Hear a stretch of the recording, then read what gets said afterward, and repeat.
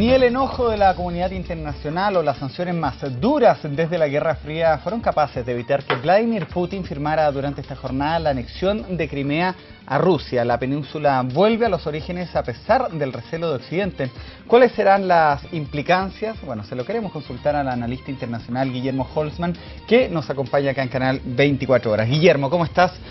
¿Cómo estás? Gusto saludarte, Cristian. Bueno, yo lo anunciaba en la introducción. ¿Cuáles pueden ser estas implicancias y en qué momento dejamos de hablar de Ucrania? Recuerdo el año pasado, noviembre, diciembre, que hicimos esta entrevista. Sí. Tú nos explicaste que el tema del gas, que era un conflicto más que político, era un conflicto geopolítico, la importancia de la ubicación de Ucrania dentro de Europa y Asia.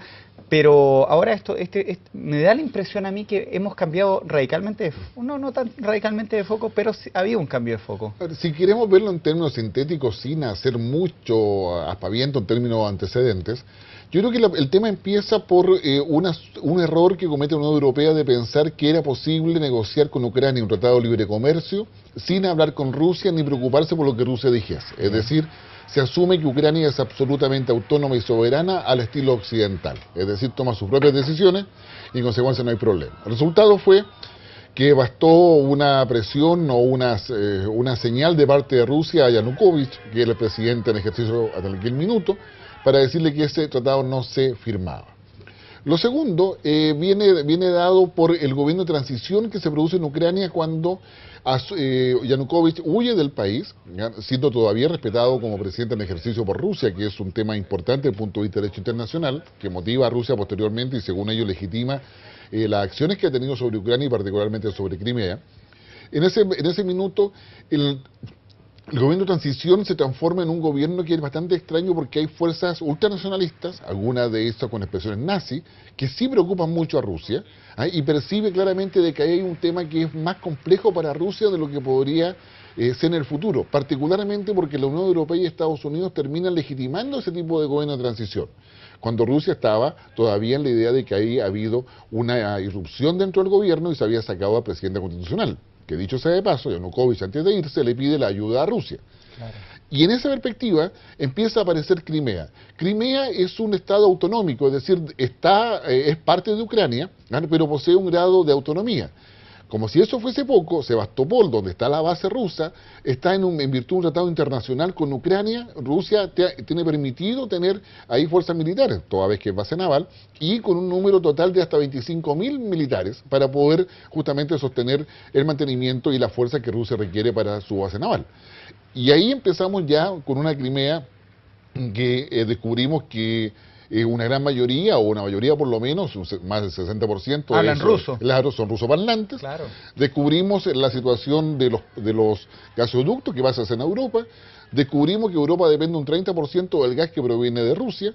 Descubrimos que Rusia, a su vez, tiene no solamente un sello geopolítico de base histórica, sino que también una proyección del punto de vista de lo que es la potencia rusa que Vladimir Putin aprovecha muy bien para poder posicionarse como el interlocutor propio de Estados Unidos y sin querer, o quizás queriendo, dejamos de hablar de Ucrania, claro. Se nos apareció Crimea, y a su vez termina siendo un diálogo de sordos entre Rusia, que tiene una posición que hoy día en un discurso bastante apasionado, lo señala Vladimir Putin en el Parlamento ruso, frente a un Barack Obama que no tiene mucho espacio de maniobra salvo anunciar muchas medidas, pero a sabiendas de que las palabras de Putin sí tienen razón. Cualquier sanción que se le coloque a Rusia tiene un efecto boomerang, porque se devuelve también con un costo bastante alto para Occidente.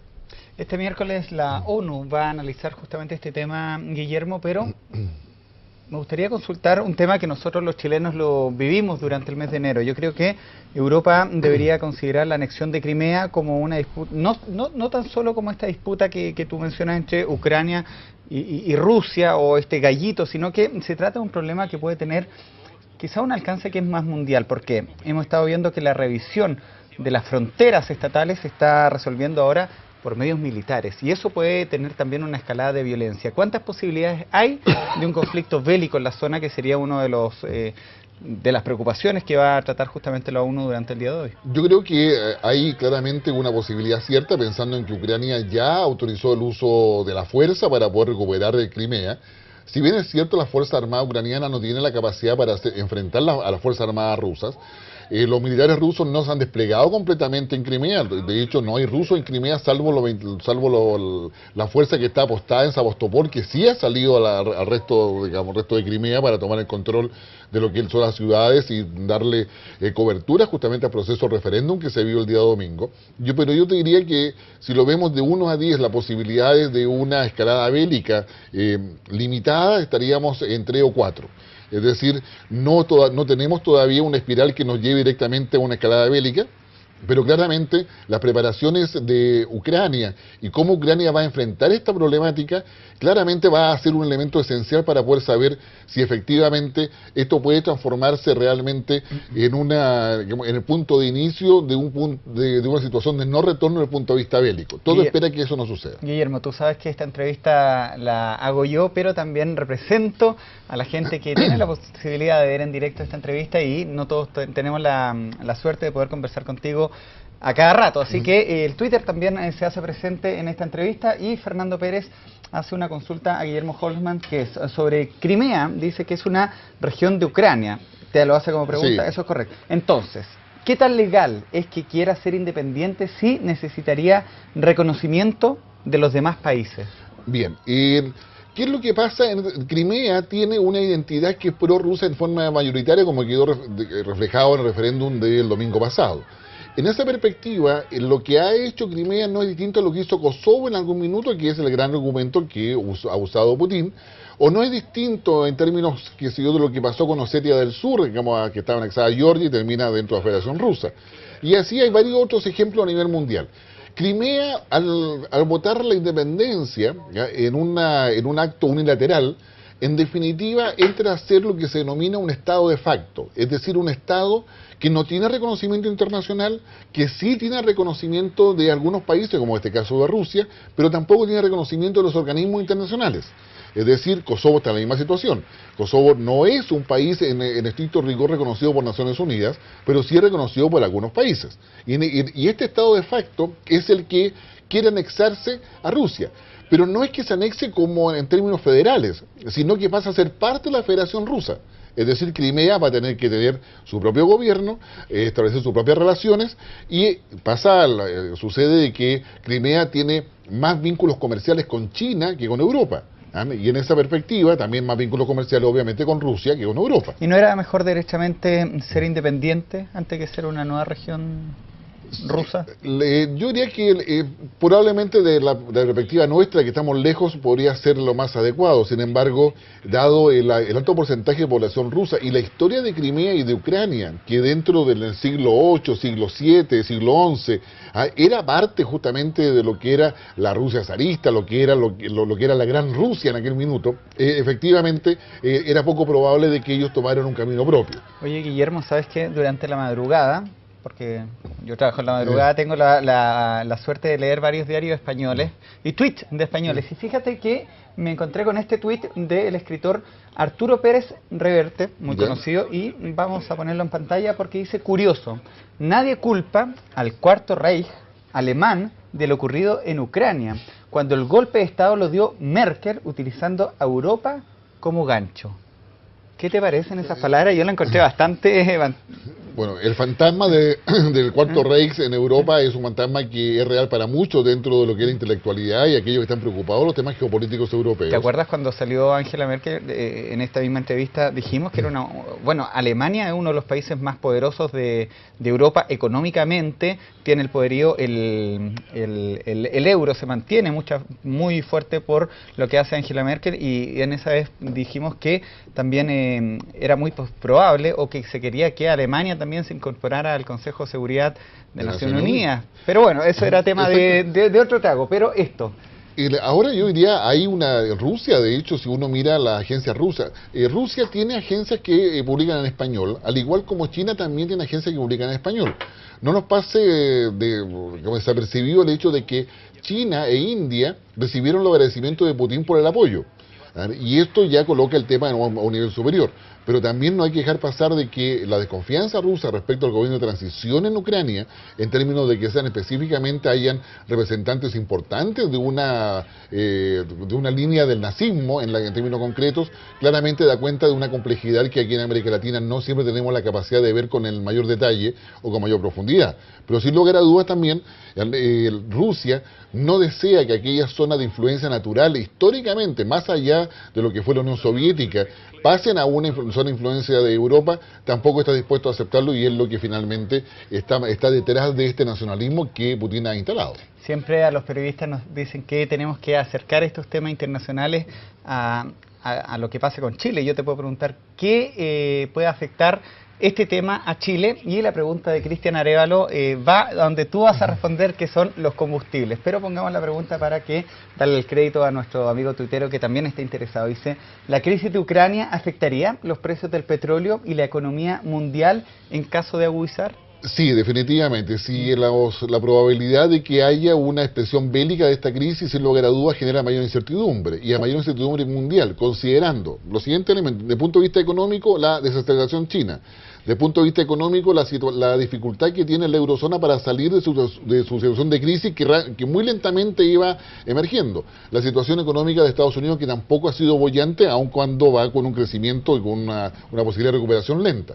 Eso es lo primero, porque esa situación da paso a las especulaciones y a los especuladores particularmente, que hacen que los commodities tengan grandes fluctuaciones y las bolsas financieras en cada uno de los países también tengan fluctuaciones importantes. Sin embargo, la mayor incertidumbre se va a venir acompañada de que al no estar Rusia en el G8, al estar Rusia en una situación de tensión con Europa y con Estados Unidos, finalmente empieza a correr peligro el proceso de paz de Siria.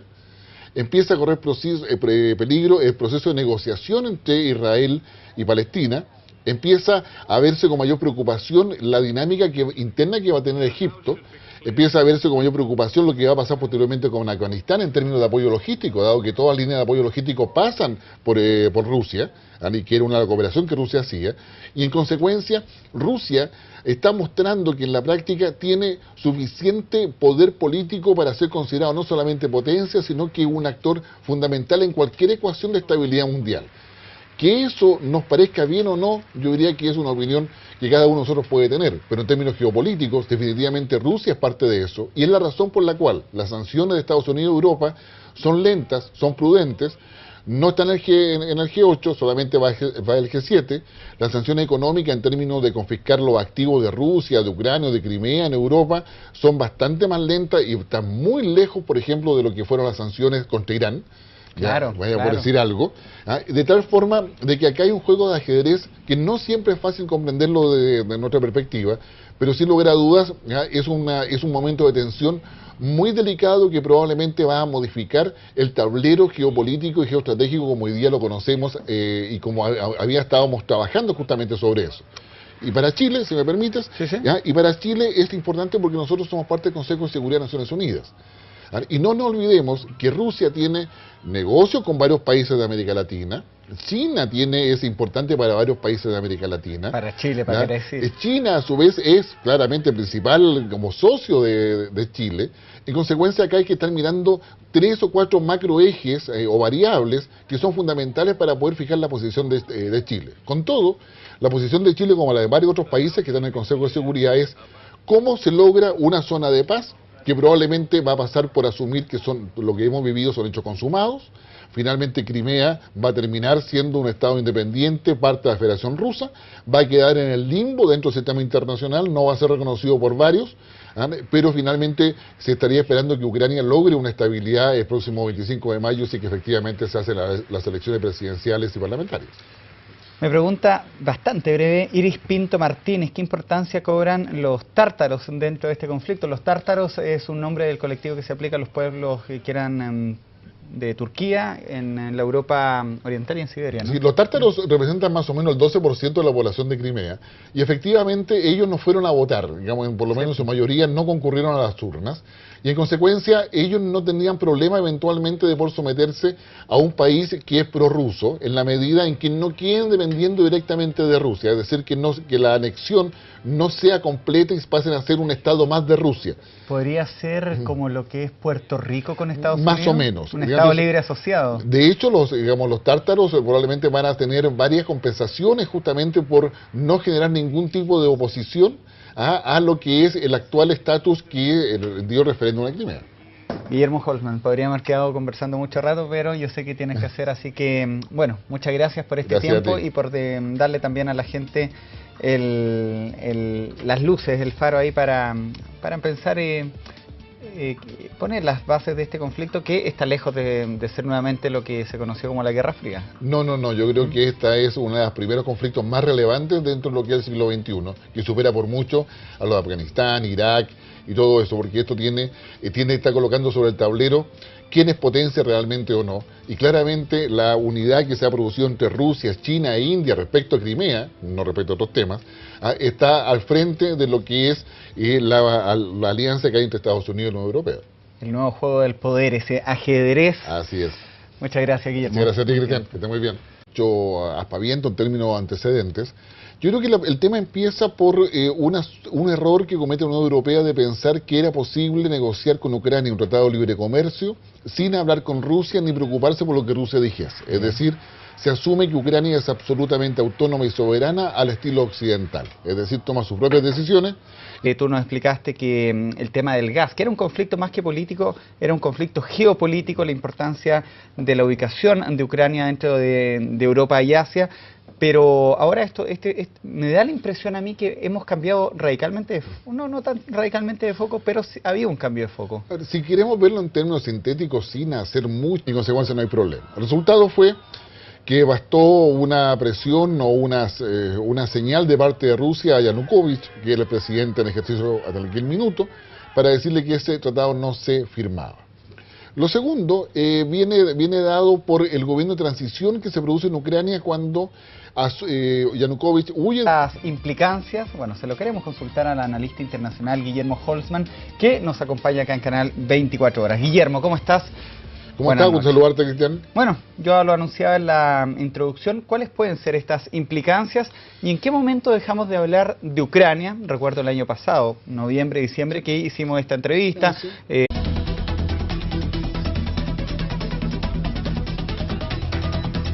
Ni el enojo de la comunidad internacional o las sanciones más duras desde la Guerra Fría fueron capaces de evitar que Vladimir Putin firmara durante esta jornada la anexión de Crimea a Rusia. La península vuelve a los orígenes a pesar del recelo de Occidente.